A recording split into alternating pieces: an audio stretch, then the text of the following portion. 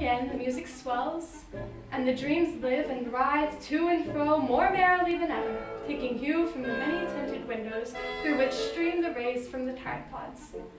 But to the chamber which lies most westwardly of the seven, there are now none of the maskers who venture, for night is waning away, and there flows a ruddier light through the blood-colored panes, and the darkness of the sable draperies appalls, and to him whose foot falls upon the sable carpet, there comes from the near clock of ebony a muffled peal more solemnly emphatic than any which reaches their ears who indulge in the more remote gaieties of other apartments.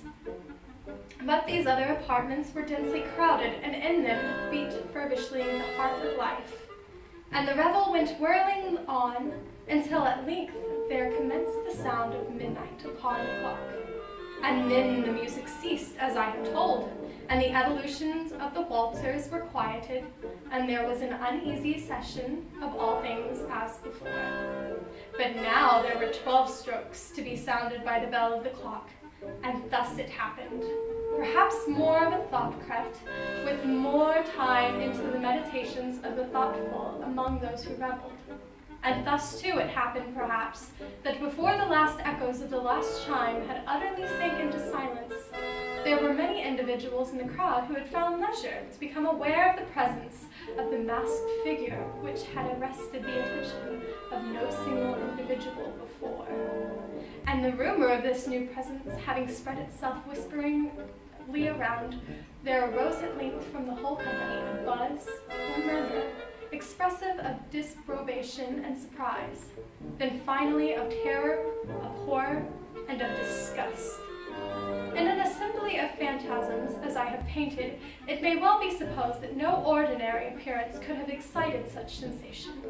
In truth, the masquerade license of the night was nearly unlimited, but the figure in question had out-Heroded Herod, and gone beyond the bounds of even the prince's indefinite decorum. There are chords in the hearts of the most reckless which cannot be touched without emotion. Even with the utterly lost, to whom life and death are equally just, there are matters of which no jest can be made. The whole company, indeed, seemed now deeply to feel that in costume and bearing of the stranger, neither wit nor propriety existed. The figure was tall and gaunt, and shrouded from head to foot in the habiliments of the grave. The mask which concealed the visage was made so nearly to resemble the countenance of a stiffened corpse that the closest scrutiny must have had difficulty in detecting the cheat. And yet all this might have been endured, if not approved by the mad revelers around. But the murmur had gone so far as to assume the type of the Red Death. His vesture was dabbled in blood, and his broad brow, with all the features of the face, was besprinkled with scarlet horror. When the eyes of Prince Prospero fell upon this spectral image, which, with a slow and solemn movement, as it more fully to sustain its role, stalked to and from amongst the waltzers, he was seen to be convulsed, in the first movement, with a strong shudder either of terror or distaste, but in the next, his brow reddened with rage. "Who dares," he demanded hoarsely among the courtiers who stood near him, "who dares insult us with this blasphemous mockery? Seize him and unmask him, that we may know whom we have to hang at sunrise from the battlements." It was in the eastern or blue chamber in which the Prince Prospero, as he uttered these words. They rang throughout the 7 rooms loudly and clearly, for the prince was a bold and robust man, and the music had become hushed at the waving of his hand.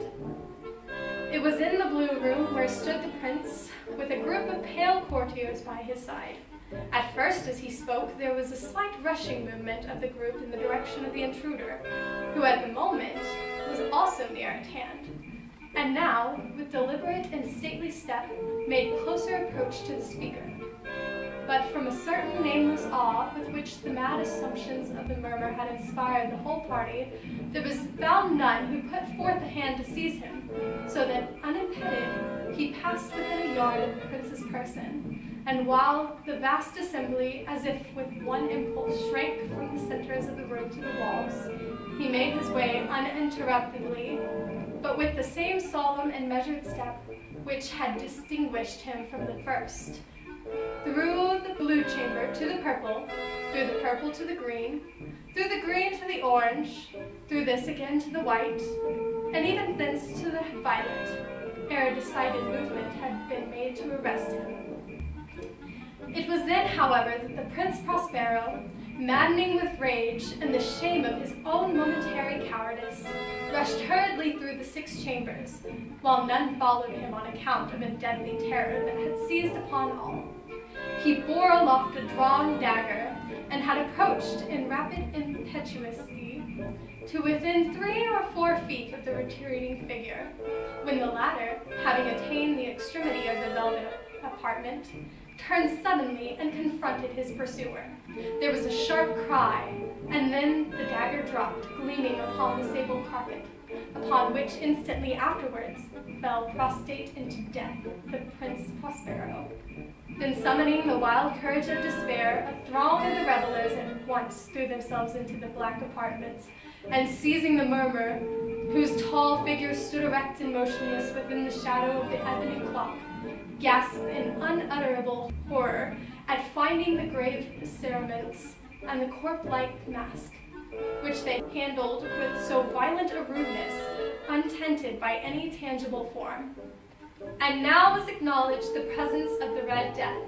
He had come like a thief in the night, and one by one dropped the revelers in the blood-bedewed halls of their revel, and died each in the despairing posture of his fall.